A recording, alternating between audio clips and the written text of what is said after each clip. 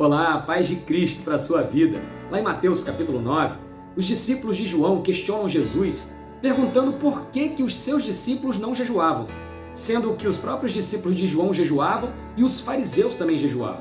Jesus então conta essa curta parábola, dizendo que como podem jejuar os convidados do noivo durante as festividades relacionadas ao casamento. Mas quando o noivo não estiver mais na presença deles, aí sim eles jejuarão. O jejum era uma prática muito comum desde o Antigo Testamento. Os fariseus, por exemplo, jejuavam 2 vezes na semana. O objetivo básico do jejum é subjugar a vontade humana, subjugar o desejo humano, a fim de fortalecer o espírito. E nessa parábola, mais uma vez, Jesus está fazendo a relação entre ele e a igreja como noivo e a noiva. Há 2 momentos de festividades relacionadas ao casamento. A primeira delas é quando o noivo pede a mão da noiva em casamento.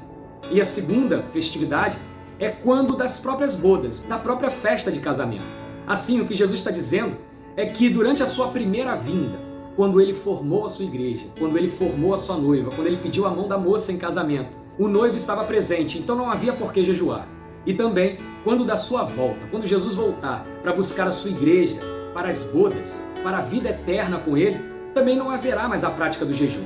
Porém, nesse tempo presente em que nós vivemos, enquanto o noivo ainda não está na nossa presença fisicamente, o jejum é uma ferramenta espiritual muito importante, porque o jejum fortalece o nosso espírito. Na cultura judaica, o jejum estava muito relacionado à tristeza. Um exemplo disso é a história de Esther. Quando o povo judeu estava passando por uma grande crise, uma ameaça muito grande, Esther então, ela convocou todo o povo a jejuar e orar. E nós vivemos num mundo de tristezas, e a maior tristeza é o pecado, que constitui rebelião contra Deus. O jejum, ele nos fortalece nessa nossa luta contra o pecado. Então eu quero te incentivar para a prática do jejum. Que você tenha esse hábito de jejuar e orar, de fortalecer o seu espírito, de se aproximar mais de Deus através dessa ferramenta espiritual muito importante. Mas tenha em mente que a maior promessa da Bíblia ainda há de se cumprir. A volta do noivo para buscar a sua noiva, a sua igreja.